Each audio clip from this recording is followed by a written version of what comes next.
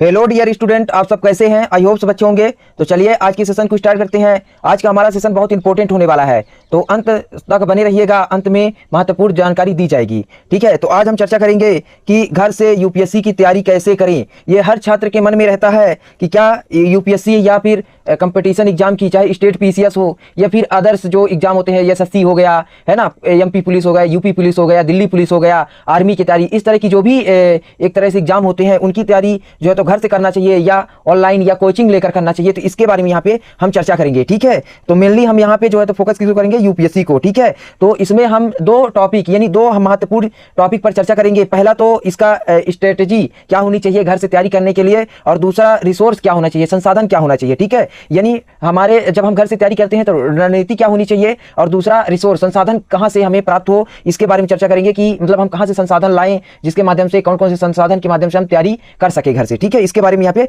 चर्चा करेंगे। तो जो है तो सबसे पहले हम यहाँ पे ये चर्चा करते हैं कि जो रणनीति है वो कैसे बनाया जाए, है ना। सही रणनीति जो है तो एक एग्जाम की या कंपटीशन एग्जाम की तैयारी करने के लिए सही रणनीति क्या होनी चाहिए, ठीक है, स्ट्रेटेजी क्या होनी चाहिए, इसके बारे में चर्चा करते हैं। ठीक है, तो सबसे पहले किसी भी एग्जाम की आप तैयारी करते हैं, चाहे आप आ जाइए अपनी लाइफ में, जैसे कि आप अगर कॉलेज में गए होंगे या फिर आप 10th क्लास में थे, 12th क्लास में थे, तो आप सबसे पहले क्या करते हैं? आप सबसे पहले जब उस कक्षा में जाते हैं तो सबसे पहले देखते हैं सिलेबस कि आखिर 10th क्लास का, 12th क्लास का या आपकी ग्रेजुएशन का, है ना, कॉलेज में उसका सिलेबस क्या है। ठीक इसी प्रकार से आपको यूपीएससी या कंपटीशन एग्जाम की जब आप प्रिपरेशन करते हैं बच्चों, तो आपको सबसे पहले क्या देखना होता है? सिलेबस देखना होता है कि इसका सिलेबस क्या है ना, कहाँ कहाँ से क्वेश्चन आते हैं। जैसे मैथ हो गया, रीजनिंग हो गया, कंप्रिहेंशन हो गया, करंट अफेयर्स हो गया, न्यूज़पेपर हो गया, है ना, साइंस हो गया, और आपका जो 5 सब्जेक्ट होते हैं जैसे कि हिस्ट्री हो गया, पॉलिटी हो गया, ज्योग्राफी हो गया। तो ये जितने भी आधारभूत सब्जेक्ट हैं उसके बारे में देखते हैं कि आखिर इस एग्जाम में क्या क्या आ जाता है। जैसे अगर आप बैंक का एग्जाम दे रहे हैं तो उसमें जो है तो मैथ वगैरह आते रहते हैं, है ना, इकोनॉमिक्स वगैरह आते रहते हैं, तो इसके बारे में यहाँ पे आप सिलेबस देखते हैं। तो किसी भी एग्जाम की तैयारी करें तो उससे पहले सबसे पहले आपको क्या करना है? सिलेबस देखना है। ठीक है, तो सिलेबस जो है तो यूपीएससी का सिलेबस देखना है ना, डेली जो है तो चाहे सिलेबस को आप कहीं से डाउनलोड कर लीजिए या वेबसाइट में चले जाइए, यूपीएससी का जो है तो वेबसाइट है उसमें चले जाइए और वहां से डाउनलोड कर लीजिए। ठीक है, अगर नहीं मिलता है तो आप कमेंट करिएगा, ठीक है, तो फिर हम दे देंगे सिलेबस। और दूसरा जो होता है पीवाईक्यू, आप किसी भी एग्जाम की तैयारी करते हैं, चाहे आप किसी भी एग्जाम की तैयारी करते हो, ऑल इंडिया लेवल का, तो आप पीवाईक्यू जरूर देखते हैं, है ना। चाहे आप पुलिस का एग्जाम की तैयारी करते हैं तो पुलिस का पीवाईक्यू देखते हैं। पीवाईक्यू का मतलब होता है प्रीवियस ईयर्स क्वेश्चन पेपर। ठीक है, यानी पिछले साल में जो भी क्वेश्चन पूछे गए हैं उसको देखना। तो आप अगर यूपीएससी या फिर स्टेट पीसीएस को टारगेट रखकर तैयारी करते हैं तो आपको कम से कम जो है तो कितने 10 सालों का जो है तो क्या देख लेना चाहिए? पीवाईक्यू देख लेना चाहिए। ठीक है, इससे आपको ये हो जाता है कि तैयारी कैसे क्वेश्चन आ रहे हैं, ताकि आप आसानी से उन क्वेश्चनों को सॉल्व करते हुए नजर आए। ठीक है, या फिर ऐसे समझिए, जैसे मान लीजिए कोई इंसान है जो एक रास्ते से जा रहा था, है ना, तो वो जो है तो भटकते हुए जा रहा था, लेकिन मान लीजिए कि अगर वो इंसान आपको बता दे कि ऐसे ऐसे जाना है ना, और वो आपको रास्ता बताते हुए चले, तो आप कभी नहीं भटकेंगे, आप बल्कि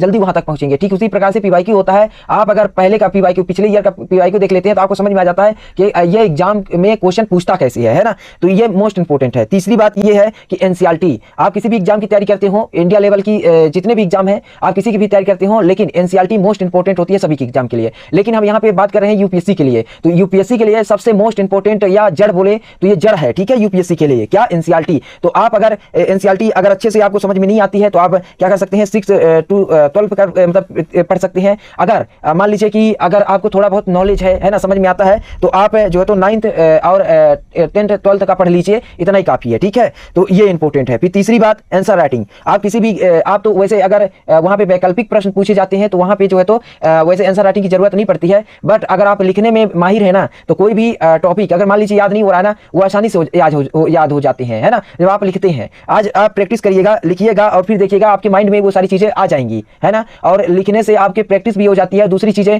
वो आपके पास रहता है। और आप मान लीजिए कोई इंसान है, आपको कुछ चीज बताया लेकिन आपने सुन लिया, उसको नोट डाउन नहीं किया, फिर आप देखते हैं कि 2-3 दिन बाद उसको भूल जाते हैं, है ना, इसलिए आंसर राइटिंग करना जरूरी होता है। फिर तीसरी जो है तो पांचवी बात है ना, पांचवी बात ये है कि डेली जो है तो रिवीजन करिए, या डेली नहीं कर सकते हैं तो कम से कम जो संडे होता है ना, तो संडे को क्या करिए? रिवीजन रखिए। ठीक है, तो उस दिन आपको क्या करना है? जितना भी आपने हफ्ते में पढ़ा है ना, तो उसको क्या करिए? उसको रिवाइज करिए। ठीक है, संडे को।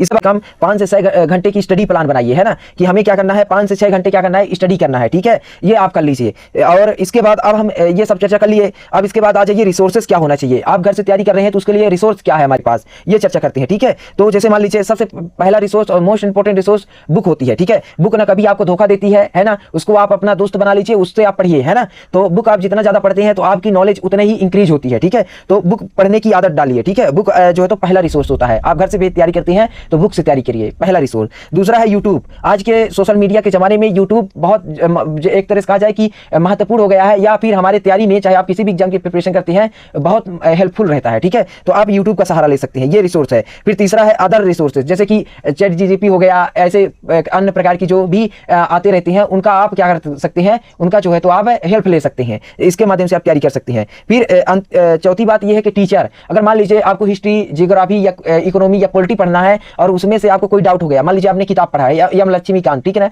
आपने संसद पढ़ लिया, अब संसद में मान लीजिए कि आपने संसद कार्य वगैरह पढ़ लिया, है ना, वो सब आप संसद में कानून वगैरह पढ़ लिया, विधेयक जिसे कहते हैं ना, बिल, तो उसको आपने पढ़ लिया। और मान लीजिए कि आपको कहीं पे डाउट हो गया, है ना, कि इस आधार विधेयक और विशेष बहुमत, ये जो संविधान संशोधन विधेयक होता है उसमें विशेष बहुमत क्या होता है, मान लीजिए उदाहरण के लिए आपको डाउट हो गया, तो आप ऐसे टीचरों से पूछ लिया करिए, या फिर आपके स्टडी के साथ जुड़े हुए जो फ्रेंड्स होते हैं, जो प्रिपरेशन करते रहते हैं, उनसे आप बातें करिए कि ये मुझे थोड़ा सा डाउट है, उसके बारे में आप बता दीजिए। नहीं तो आप मेरे यूट्यूब चैनल में कमेंट करिए कि ये टॉपिक मुझे समझ में नहीं आया, आप बता दीजिए, तो यहाँ पे हेल्प की जाएगी, ठीक है, ये रहता है। फिर पांचवी बात ये है कि नोट्स, है ना, तो अंतिम में आप जब ये सारी चीजें कर लेते हैं, जैसे कि आपने क्या कर लिया, आपने एनसीईआरटी पढ़ ली, एनसीईआरटी पढ़ ली, इसके बाद स्टैंडर्ड बुक पढ़ते हैं। स्टैंडर्ड बुक में जैसे कि एम लक्ष्मीकांत हो गया पॉलिटी के लिए, प्राचीन भारत के लिए रामचंद्र शर्मा हो गया, मध्यकालीन भारत के लिए सतीश चंद्र हो गया, है ना, आधुनिक भारत के लिए जो है तो स्पेक्ट्रम ले लीजिएगा, और भूगोल के लिए मसीद हुसैन को ले लीजिएगा, और भारतीय अर्थव्यवस्था के लिए रमेश सिंह को देख लीजिएगा। तो ये कुछ किताबें हैं जिसका आप क्या कर सकते हैं, सहारा ले सकते हैं। और मान लीजिए आपने एनसीईआरटी और स्टैंडर्ड बुक ये जो हमने बताया है दोनों पढ़ लिए, इसके बाद एंड में आप क्या करिए,